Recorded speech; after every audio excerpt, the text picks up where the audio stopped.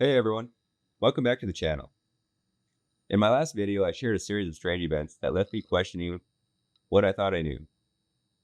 But there was one experience in particular, a shared encounter, that revealed something much bigger. What I had stumbled upon wasn't just a random event. It was part of a larger web of interconnected mysteries. Remember to hit that like button, subscribe as well so you don't miss the entirety of the story. Don't forget to share as well. Now this is where things get really interesting. I've been eager to dive into this because the insights I'm about to share have some intriguing implications worth considering. If you find yourself unsure about topics like the field, visual snow, or CEV/CEH as I go along, don't worry. Just check out my earlier videos to catch up and stay on track. In this video, I'll pick up where I left off, diving into an incident where I saw a visual not just with my eyes closed, but then again with my eyes open. What unfolded next was extraordinary, an audible message, seemingly telepathic. He's seeing it with his eyes open. Connected me to a group capable of perceiving what I was seeing. What followed was nothing short of eye-opening. In that moment, a kind of visual projection appeared before me. Images began to materialize on the walls of my home, each one framed in square or rectangular shapes, bordered by what looked like an aurora-like effect. Inside these shapes were vivid, lifelike pictures of groups of people, all seemingly in professional settings, almost reminiscent of a university environment. But what made it even more surreal was that the images weren't still, they were animated. The people moved within the frames, some even looking directly at me as if aware of my presence. One image resembled a class photo, but with a twist. Their movements, in some cases, were unnaturally fast. This strange pacing became a recurring element in the visuals I was shown. Could this have been a glimpse of who or what was truly behind my experience? One image in particular stood out for its strangeness. At the center was a gray alien, surrounded by a group of people who, oddly enough, began beating it up. The scene was almost comical, but it made me pause and wonder. This group had a habit of presenting what the hell moments. But in hindsight, after all I've experienced and uncovered, it feels like they're communicating something through these strange visuals. As things unfolded, they began to reveal more bluntly that what I had discovered, abilities and all, was linked to a single mechanism. A mechanism with a distinctly human element at its core. The group began referring to my ability to hear my own thoughts as modulation. I can only speculate on what they meant by this. Were they alluding to neuromodulation, or perhaps something tied to electronics and telecommunications? Modulating a signal or carrier, like in radio transmission? Or maybe it was something entirely different. They referred to the visual snow I experienced as the Visualyzer. As things progressed, the group began to show their ability to manipulate the color of the visual snow at will, shifting it from turquoise to purple, and then to the prominent reddish hue. At one point, the color changed depending on whether I was standing or squatting while looking down. They even altered the visual snow with my eyes open, leading to what seemed like demonstrations of a holographic nature.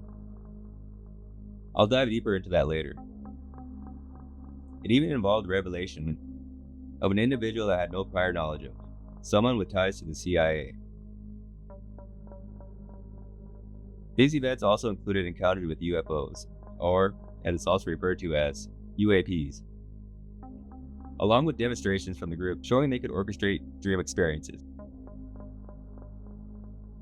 But I'm getting ahead of myself. Once the group made it clear that what I had uncovered was engineered and controlled, my fascination grew. I found myself closing my eyes, whether standing, sitting, or lying down, and immersing myself in whatever the group revealed to me. On one occasion, I watched as the group played Super Mario, the SNES version. A rectangular screen appeared in the center of my vision, framed by a sea of blackness. In another instance, they showcased what was unmistakably a graphical user interface, a GUI. If you're wondering what a GUI is, it's the very type of interface you're using to watch this video right now. Sitting in my chair with my eyes closed, the connection with whoever or whatever was guiding me as they displayed an image of a woman, scrolling around the screen to reveal her. In yet another moment, I was presented with a paint palette, reminiscent of the one used in Microsoft Paint. One day, while I was at home with my eyes closed, the group chose to present me with a series of remarkably realistic images of a church, where people attended in a solemn manner. I interpreted this as the group showcasing their creations, as the images unfolded before me. Finally, I heard a voice in my mind say, "And this is mine." suggesting that the work I was witnessing belonged to them. In that moment, I was shown a stunning rose, its quality strikingly similar to this one I created with AI. Yes, this is real. It genuinely happened. And believe me, things only got weirder from there. I should also mention that whenever I observe these visuals, the visual snow I usually experience would vanish entirely. I'm going to do my best to recreate the scenes so I can provide you with a vivid description of what I witnessed in the stories I'm about to share. What evolved into a consistent experience was nothing short of an interactive cinematic VR display. When I engaged with these visuals, the environment often resembled a vibrant cavern filled with doors, structures, and figures. There were several others as well. The people, at first, appeared to be dressed in astronaut suits. Among them were a group of astronauts who always had the same face, depicted in a low-resolution game-like style, while others looked remarkably lifelike. Their behavior seemed scripted. As the scene unfolded once the visual snow cleared, the astronauts acted in a predictable manner, akin to pathfinding and gaming.